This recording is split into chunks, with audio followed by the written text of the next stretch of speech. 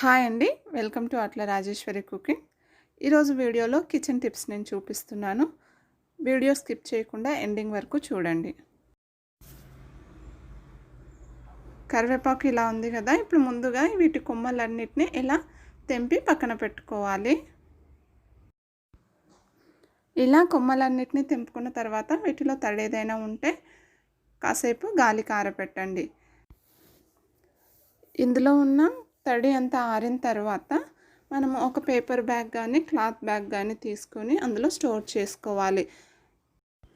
ఇలాంటి క్లాత్ బ్యాగ్లో స్టోర్ చేసుకోవడం వల్ల కరివేపాకు 1 మంత్ వరకు కూడా ఫ్రెష్గా ఉంటుంది.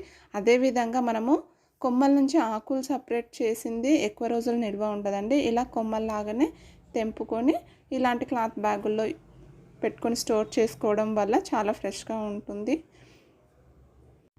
ఇంకా కరివేపాకును స్టోర్ చేసుకోవటానికి పేపర్ బ్యాగ్స్ కూడా చాలా బాగుంటాయండి. వాటిల్లో కూడా ఆకుకూరలు చాలా ఫ్రెష్గా ఉంటాయి. వీలైనంత వరకు ప్లాస్టిక్ని అవాయిడ్ చేయడమే మంచిది, మన ఆరోగ్యానికి కూడా చాలా మంచిది. నిమ్మకాయలను స్టోర్ చేసుకునే విధానం ఏంటో ఇప్పుడు చూద్దాము. మనము బజార్కి వెళ్ళినప్పుడు ఎక్కువ మొత్తంలో తెచ్చుకుంటాము, అవి తొందరగా పాడైపోతుంటాయి. అలా పాడవ్వకుండా ఉండాలంటే కాస్తంత ఆయిల్ని తీసుకొని నిమ్మకాయలపై అప్లై చేయాలి. ఇలా అప్లై చేయడం వల్ల 1 మంత్ వరకు బాగా తాజాగా అప్పుడే కొన్న నిమ్మకాయలాగా ఫ్రెష్గా ఉంటాయి.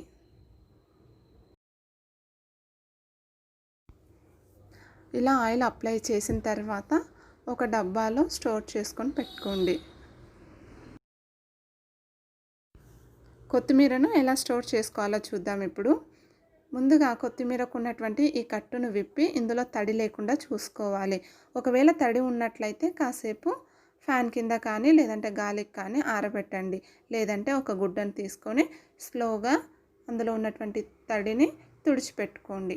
దాని తర్వాత ఇలా చివర్లకు ఉన్నటువంటి వేర్లనన్నిటిని తీసి పక్కన పడేయాలి. కొత్తిమీర కట్టల్ని ఇలా కట్ చేసుకున్న తర్వాత అంతా విచ్చుకునేలాగా ఇలా విడివిడిగా అనండి. కొత్తిమీరని స్టోర్ చేసుకునే డబ్బాని తీసుకొని అందులో ఒక న్యూస్ పేపర్ని పరుచుకోవాలి. ఇలా అడుగున న్యూస్ పేపర్ పెట్టుకొని స్టోర్ చేసుకోవడం వల్ల కుళ్ళిపోకుండా ఫ్రెష్గా ఉంటుంది. ఇందులో ఉన్నటువంటి తడి మొత్తము పేపర్ పీల్ చేసుకుంటుంది కాబట్టి ఫ్రెష్గా ఉంటుంది. అలాగే పైన కూడా ఇలా ఒక పేపర్ని పెట్టేసుకోండి.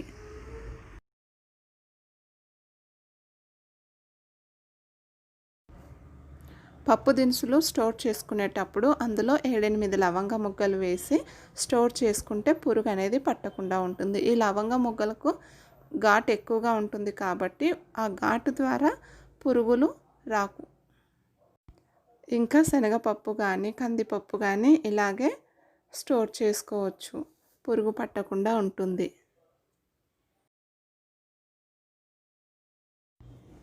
ఇప్పుడు బియ్యం ఎలా స్టోర్ చేసుకోవాలో చూపిస్తాను. బియ్యంకి పురుగు పట్టకుండా ఉండాలంటే ఇందులో మనము వేపాకుల్ని వేసుకోవాలి. అవి కూడా మనము డ్రై చేసుకొని వేసుకోవాలి. పచ్చి ఆకులు వేసుకున్నామంటే పచ్చి ఆకులకు తొందరగా బూజు వచ్చేస్తుంది, అలాగే రైస్ కూడా పాడవుతుంది. ఆ బూజు వల్ల రైస్ పాడవుతుంది కాబట్టి పచ్చి ఆకులు వేసుకోవద్దు. ఇలా డ్రై లీవ్స్నే వేసి స్టోర్ చేసుకోండి. ఈ లవంగ మొగ్గలు స్టోర్ చేసుకునే విధానం, వీటికి ఉన్నటువంటి న్యాచురల్ స్మెల్ వెళ్ళకుండా ఉండాలంటే మనము స్టోర్ చేసే విధానం కూడా అంతే పర్ఫెక్ట్గా ఉండాలి. ప్లాస్టిక్ డబ్బాలు కాకుండా గాజు సీసా కానీ గాజు కంటైనర్లో కానీ స్టోర్ చేసుకొని పెట్టుకుంటే వీటికి ఉన్నటువంటి న్యాచురల్ ఫ్లేవర్స్ వెళ్ళిపోకుండా ఉంటాయి. అదేవిధంగా మిగతా స్పైసెస్ అన్నీ కూడా ఇదే విధానంలోనే స్టోర్ చేసుకొని పెట్టుకోవడం వల్ల ఎక్కువ రోజులు వాటికి ఉన్నటువంటి స్మెల్ కోల్పోకుండా ఉంటాయి. ఇలాంటి మరెన్నో టిప్స్ కోసం నా ఛానల్ని సబ్స్క్రైబ్ చేయండి. సబ్స్క్రైబ్ చేసిన తర్వాత పక్కన ఉన్న బెల్ ఐకాన్ని యాక్టివేట్ చేసుకోండి. నేను చేసే ప్రతి వీడియో నోటిఫికేషన్స్లో వచ్చేస్తుంది.